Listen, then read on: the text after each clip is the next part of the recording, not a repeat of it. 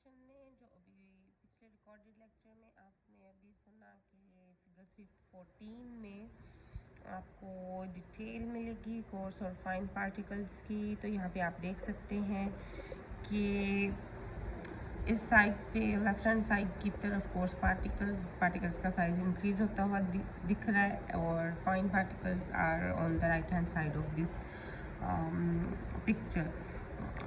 इसमें देख सकते हैं आप smog is one of the type of fine particles. Coarse particles में रेन है एंड जब इसको फर्दर डिसइंटीग्रेट किया जाए तो tobacco smoke is example of the fine particles, जबकि कोल डस्ट जो है this is coarse particle. It contains course particles and atmospheric dust is in between these.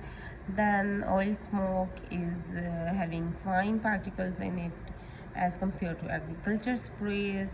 Here you can see the size of a pollen, bacteria and viruses which are in the range of nanometers. So these are the sizes in nanometers. Here you go. Then there comes micrometer, millimeters and 1 meter size.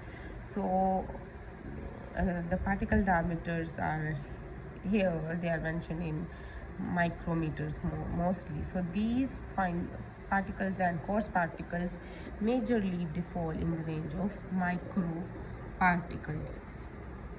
So in continuation with the lecture or the discussion, the aerosol क्या होती है।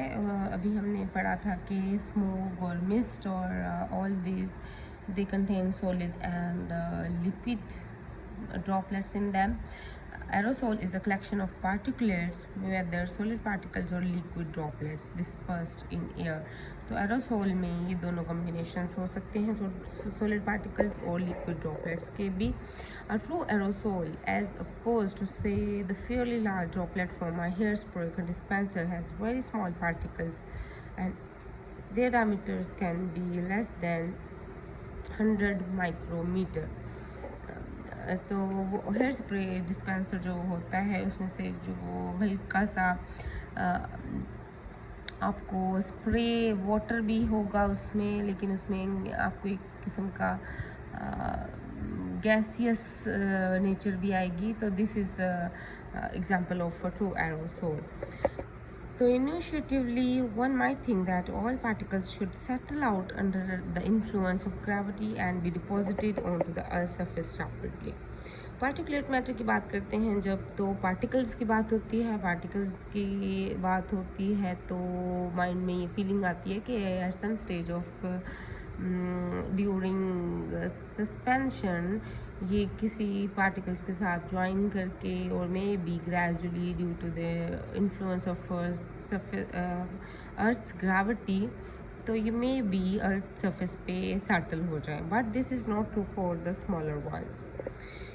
कहा जाता है कि बड़े particles तो शायद इस तरह से अर्थ सरफेस पे सेटल हो जाएं, लेकिन स्मॉलर पार्टिकल्स जो कि साइज में बहुत स्मॉल हैं, ये अर्थ्स ग्रेविटी का इन्फ्लुएंस उन पे एप्लीकेबल नहीं होता। तो according to Stokes law, the rate in distance per second at which particles settle increases with the square of their diameter. कहा जाता है कि अकॉर्डिंग टू स्टोक्स लॉ, जैसे जैसे पार्टिकल्स का डायमीटर बढ़ता है एज वैसे ही उनकी ज़मीन पे सेटल होने की रफ्तार या वो जितनी जल्दी वो फासला तय करते हैं ज़मीन तक आने का, वो भी बढ़ती जाती है।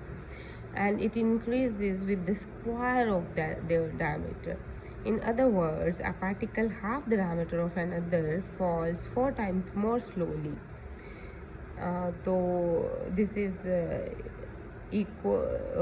proportional to the square. That's why अगर कोई पार्टिकल का डायमीटर हाफ है तो वो उससे 4 times slowly दूसरे पार्टिकल से 4 times slowly ज़मीन की तरफ आएगा। The small one falls so slowly that they are suspended almost indefinitely in air unless they stick to some object they encounter. तो कहते हैं कि स्मॉल पार्टिकल्स इतना स्लो उनकी रफ्तार होती है ज़मीन तक आने की कि वो गैर मुअय्यना मुद्दत तक ही हवा में सस्पेंडेड रह सकते हैं। कहीं एयर फ्लक्स आए तो फिर से वो हाइट पे चले जाते हैं, तो वो ज़मीन पे आना उनका इतना मुमकिन नहीं होता जब तक कि वो किसी और ऑब्जेक्ट के साथ ज्वाइन करके ज़मीन तक ना आए। जैसे कि बारिश हो तो उसके साथ वो नीचे सेटल हो जाए। The very small ones aggregate to form large ones, usually still in the fine size category. Fine particulates usually remain airborne for days or weeks, whereas coarse particles settle out fairly rapidly. In addition to this sedimentation process, particles also are commonly removed naturally from air by their incorporation into falling raindrops. तो इस सारे procedure के according कहा जाता है कि fine particles they stay inside the air for longer times as compared to coarse particles, जो कि रिलेटिवली जल्दी ज़मीन तक पहुंच जाते हैं।